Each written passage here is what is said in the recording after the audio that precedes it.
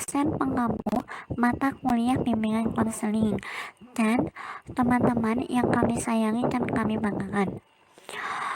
Kami dari kelompok 9 akan mempresentasikan atau menjelaskan materi kami yang berjudul Bimbingan Karir Peserta Didik TMI atau SD. Sebelumnya, saya akan memperkenalkan anggota dari kelompok kami yang terdiri dari 1. Novita Barokah dengan NIM 2319080. Yang kedua ada Ulfa Kumalasari dengan NIM 2319089. Yang ketiga Nihwatun Nuha Fikriana dengan NIM 2319096. Kemudian yang terakhir yaitu Salsabila Puspitasari dengan NIM 2319102.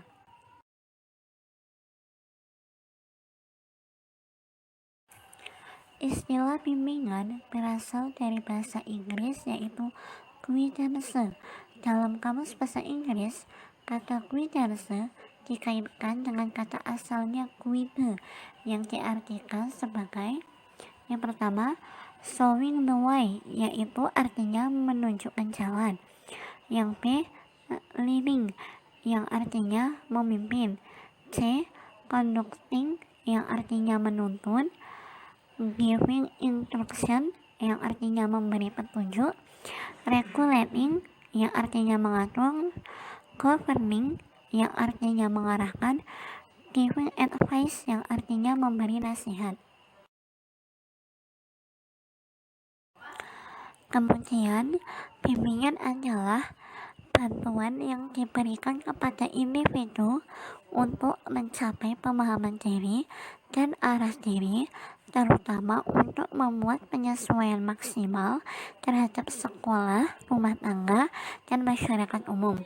Bimbingan di sini berarti bahwa bimbingan itu merupakan bantuan khusus yang diberikan siswa yang bermasalah agar mereka dapat memahami, mengerti kesulitannya, dan mampu mengatasinya, sehingga dapat tercapai tujuan pendidikan yang sesuai dengan tuntutan keadaan lingkungan, sekolah, dan keluarga, serta masyarakat.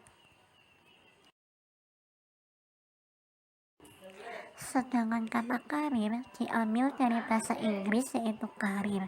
Kata karir digunakan pada suatu pekerjaan yang dihayati oleh seseorang dan menganggap pekerjaan tersebut sebagai panggilan hidup serta mewarnai gaya hidupnya.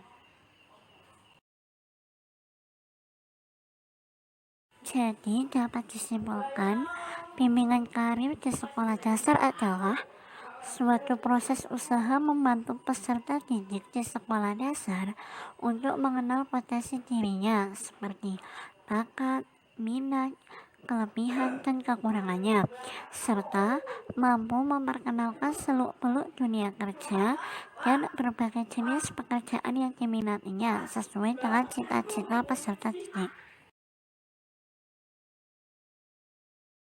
Materi selanjutnya yaitu ruang lingkup bimbingan karir MI atau SD.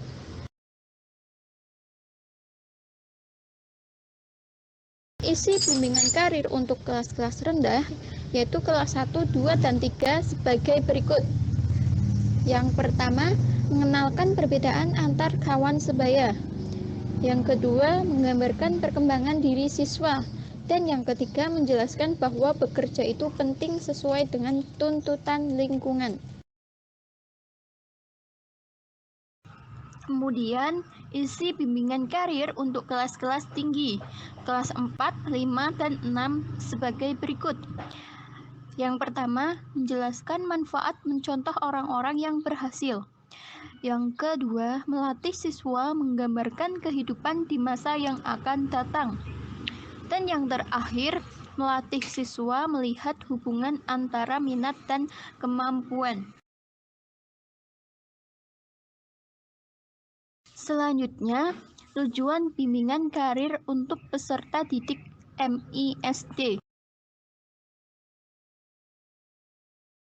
Secara rinci, tujuan bimbingan karir di sekolah dasar diantaranya: yang pertama, mengembangkan sikap positif terhadap segala jenis pekerjaan. Yang kedua, membawa siswa untuk menyadari begitu luasnya dunia kerja yang tersedia bagi masyarakat. Yang ketiga, memberikan jawaban terhadap berbagai pertanyaan siswa tentang dunia kerja.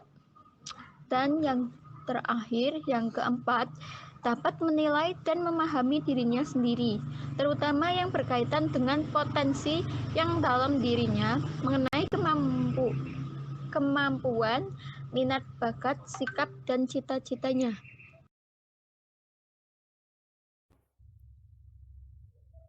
Selanjutnya yaitu poin D, materi bimbingan karir untuk peserta didik di MI atau SD. Departemen Pendidikan Dasar.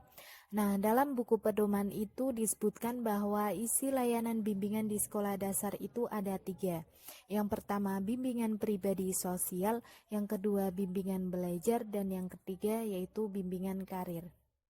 Dengan demikian, jelas bahwa secara formal dan legal, program bimbingan karir harus sudah diberikan sejak usia sekolah dasar. Nah, untuk lebih jauhnya, dijelaskan secara terperinci pada buku yang berjudul Pedoman Bimbingan dan Konseling mengenai materi bimbingan karir untuk kelas rendah dan kelas tinggi, yaitu sebagai berikut.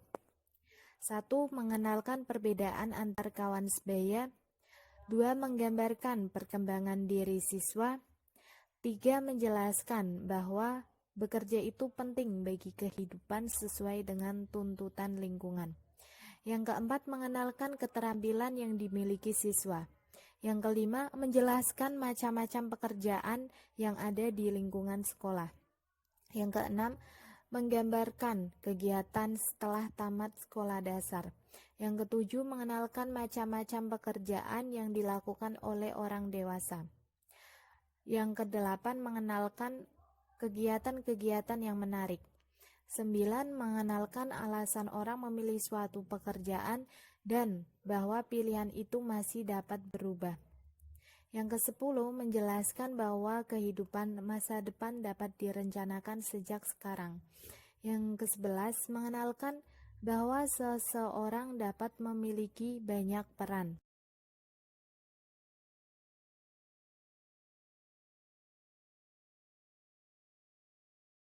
Sedangkan materi bimbingan karir untuk kelas tinggi sebagai berikut.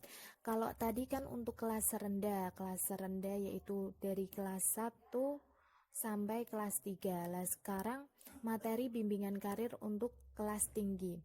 Kelas tinggi yaitu dari kelas 4 sampai kelas 6, yaitu sebagai berikut. Yang pertama, menjelaskan manfaat mencontoh orang-orang yang berhasil.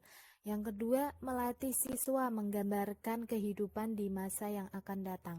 Yang ketiga, membimbing diskusi mengenai pekerjaan wanita dan pria.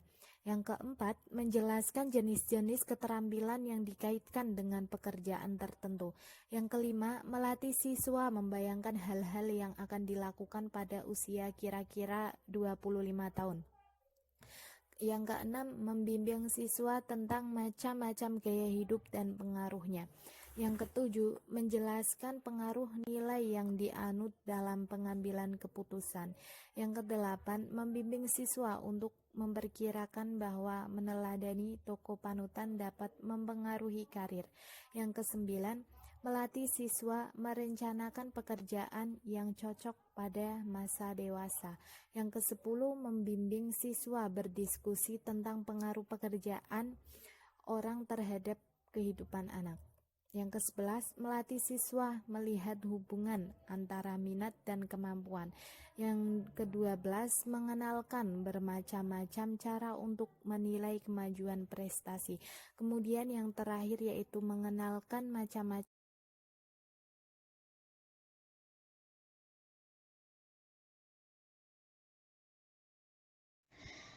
Modifikasi guru kelas dalam bimbingan karir di MISD pada era new normal.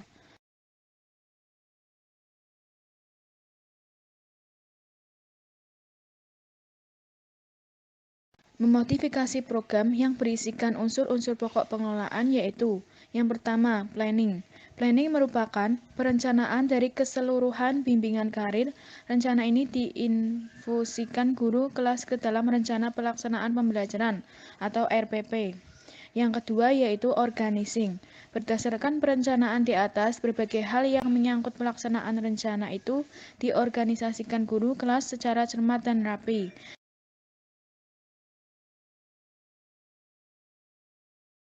Yang ketiga, actuating.